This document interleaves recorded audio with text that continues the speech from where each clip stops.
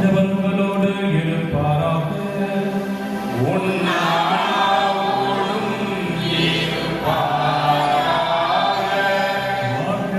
செய்தியிலிருந்து வாசகம்.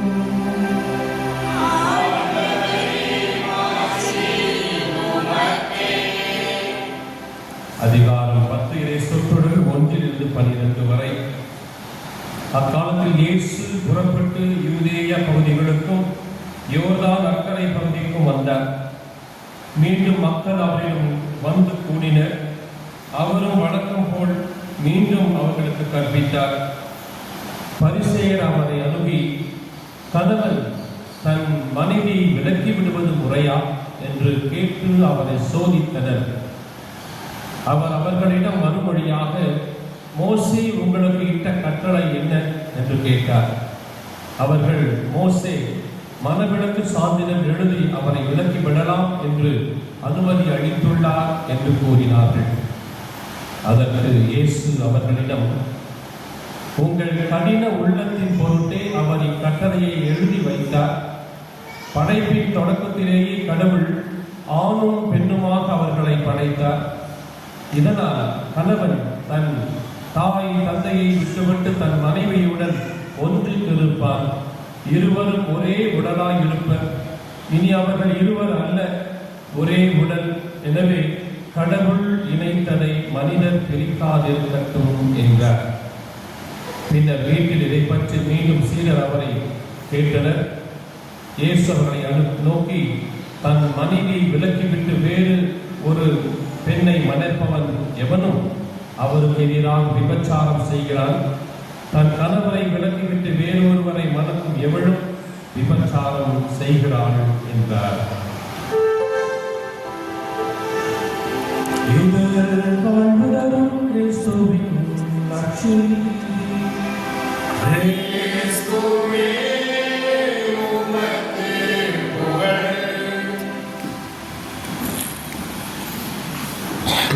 பிரியமான அன்பு சகோதர சகோதரிகளே, வாசகம் நமக்குள்ள தெளிவாக நினைக்கிறேன் இல்லையா? இதே வாசகங்களை நம்ம அடிக்கடி கேட்டுருக்கோம். எப்பெல்லாம் கேட்கிறோம் தெரியுமா? நற்செய்தி வாசகத்தை திருமணத்தின் போது. எத்தனை பேர் திருமணத்தின் போது வாசகத்தை கேட்டீங்க?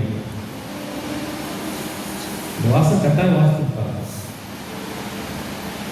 எல்லாரும் விளங்கிச்சா? அப்படின்னு கொடுத்து இப்போவாது விளங்கி இருக்குமா? விளக்கமா சொல்லிட்டார். திருமணம் என்றால் என்ன, பழைய சட்டம் என்ன, இயேசு அந்த சட்டம் என்ன என்பதை மிக தெளிவாக சொல்லிட்டார். எல்லாரும் புரிஞ்சுதா? யாரா இதை கடைபிடிக்கிறார்? புரிஞ்சது ஆனால் புரியல. ஆண்டவர் சொல்லிட்டார். ஆனால் அதுக்கப்புறம் நாம என்ன செய்யறோம்? நமக்கு பிடிச்ச மாதிரி வாழ்றோம். கடைசியில் யார்கிட்ட அழுகிறோம்? அவர்கிட்ட தான் ஒன்று அழுகிறோம். ரெண்டு தெளிவா சொல்லிட்டார். மோசேன் உங்களுடைய மன கடினமான உள்ளத்தை பொறுத்தே உங்களுக்கு மனவிலக்கு சான்றிதழ் கொடுத்து நீ விளக்கிக் கொள்ளலாம். ஆனால் நான் சொல்லுகிறேன், கடவுள் இணைக்கிறதை யாரும் பிரிக்க கூடாது. இருவர் அல்ல, ஒரே உணர்வு சொல்லிட்டார். ஒரே மனசு, ஒரே எண்ணம் கொண்டவராக இருக்கணும். ஆனா அதுல இன்னைக்கு எந்த பிரமாணிக்கும் இல்லை. திருமண பந்தத்தில் பிரமாணிக்கு ரொம்ப முக்கியம். ஆணோடு இருக்கிற வாக்குறுதி ரொம்ப முக்கியம். அவரே சொல்றார், உங்களுடைய பேச்சில ஆண் என்றாலும் இல்லை என்றால் இல்லை. திருமணத்துக்கு முன்னாடி எத்தனை ப்ரிப்பரேஷன் இருக்கு, தயாரிப்பு. மறைமாவட்டத்துக்கு போய் படிக்கணும், ஓடுறதுக்கு ஒரு கேள்வியில் 50-60 கேள்வியில் பதில் சொல்றோம். திருமணத்து கல்யாண நேரத்திலையும் குருவாளர் கேட்கிற கேள்விக்கு பதில் சொல்றோம். ஆமா சொல்லிட்டு கடைசி என்ன செய்யறோம்? நீங்க சொல்லுங்க, நாங்க செய்யறதா? அன்புக்குரியவர்களே, இன்னைக்கு ஏன் தெரியுமா? கடவுள் பயம். முதல் வாசகம் கடைசி வாசகம் தான்.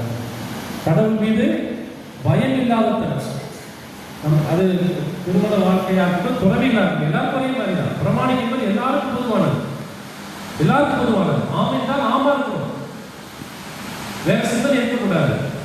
அப்போ அந்த சித்தத்திற்காக நாம் உடல் உழைக்க வேண்டும் என்பதை விரும்புகிறார். நாம் உடல் உழைக்கணும். உடல் உழைக்கிறது என்ன நடக்குது? இன்னைக்கு எத்தனை இளம் தம்பதிகள் திருமணமாகி பிரிந்திருக்கிறார்கள். ஏன் காரணம் என்ன? சுயநலம். தானே இருக்கிறது, பிற நிலைமை இல்லை. ஏசு என்ன சொன்னாரு? 2 கற்பனைகள் சொன்னார். அந்த 2 கற்பனைகள் தான் நம்ம வாழ்க்கையில் வாழணும் கற்றுக் கொடுக்குறார். என்னது முதல் கற்பனை? கடவுளாக ஆண்டவரை முழு உள்ளத்தோடும் முழு ஆன்மாவோடும் முழு இதயத்தோடு மட்டும் செய்வாயா. அதே போல உனக்கு அடுத்து இருப்பவன் மீதும் அன்பு செய்வாயா. இதைத்தான் திருமண வாழ்க்கையில் நாம செய்ய வேண்டிய கடமை. 2 பேரும் வேணும். கடவுளும் வேணும், நாமும் வேணும், அடுத்தவனும் வேணும். அப்ப அந்த அடுத்தவனுடைய அன்பை வாழ்வதற்கான வாய்ப்பை திருமணத்தில் தான் இறைவன் தருகிறார். ஆக இன்னைக்கு கிறிஸ்தவர்களாய் வாழ்வது மிகவும் கடினம் தான். ஆனால் வாழ்ந்தால் அது மிக அற்புதமான ஒரு விண்ணப்பம், பரலோக மகிழ்ச்சியான வாழ்க்கை. இறைவன் சொல்வதை கருத்தாய் வாழ்ந்து பிரமாணிக்கத்தோடு வாழ்ந்தோம் என்று சொன்னால் அதை விட ஒரு மகிழ்ச்சி, ஒரு பேரிப்பு எதுவுமே கிடையாது. நான் சொல்வதை கேட்டு நடந்தால் நீ என்னுடைய தாய் சகோதராயிருப்பாய். நான் சொல்வதை நீ கேட்டு நடந்தால் நீ என்னோடு வாழ்வில் இருப்பாய். நான் சொல்வதை கேட்டு நீ நடந்தால் உனக்கு நான் அனைத்தையும் தருகிறேன். என் தந்தை உனக்கு அனைத்தையும் வருவார். அவனுக்கு குழுக்கி சரிந்து விழும்படி தருவார். அப்ப இதெல்லாம் வேணும்னா நான் என்ன செய்யணும்? பிரமாணிகளோடு வாழணும். ஆக சொல்வதை கேட்டு வாழணும்.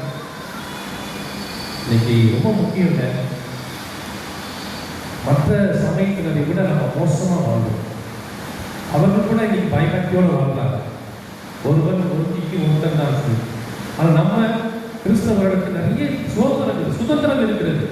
நிறைய சுதந்திரம். பழைய ஏற்பாட்டை போல வாழ்றோம். புதிய ஏற்பாட்டில் வரவே இல்லை, பயப்படவே இல்லை, தெய்வ பயமே இல்லை, ஞானமே இல்லை. சீராக் ஞானத்தில் ஞானத்தோடு வாசித்து பாருங்க.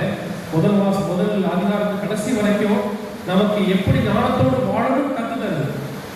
கடவுளோடு எப்போது எப்படி வாழும் கற்று தருது.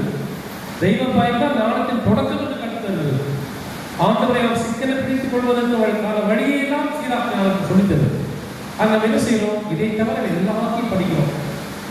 ஆகாத போகாத புஸ்தகம் படிக்கிறோம், ஆகாத போகாத நேரத்தை செலவழிக்கிறோம், ஆகாத போகாத சீரியல் உணவுகளை பார்க்கிறோம், அசிங்கமாய் வாழ்கிறோம். அன்புக்குரிய சகோதர சகோதரிகள், தெய்வ பயத்தோடு நாம் இறை பிரசனத்தில் வாழணும். ஜெபம் வேணும். குடும்பத்தில் ஜெபம் இல்லைன்னா எதுவுமே கிடையாது, ஞானமே கிடையாது. குடும்பத்தில் ஜெபம் இல்லைன்னா அருள் கிடையாது. குடும்பத்தில் ஜெபம் இல்லை என்றால் ஒற்றுமை கிடையாது. குடும்பத்தில் மன்னிப்பு இல்லைன்னா வாழ்க்கையே கிடையாது. ஆக இதையெல்லாம் நாம் ஒற்றுமையை எடுத்து ஆண்டு சொல்கிற வார்த்தைகளை கடைபிடித்து வாழ்கிற பொழுது எல்லா ஆசீர்வாதமும் சேர்ந்து வரும். எல்லாம் சேர்ந்து வரும். வாழ்வோமா? வாழலாமா? முடியுமா முடியாதா? முடியுமா முடியாதா? இயேசுக்கே புகழ், இயேசுக்கே நன்றி. வழியை வாழ்வது இதுவரையிலும் வாழ்வினால் இன்றையும் வாழத் தொடங்கும். ஆமென்.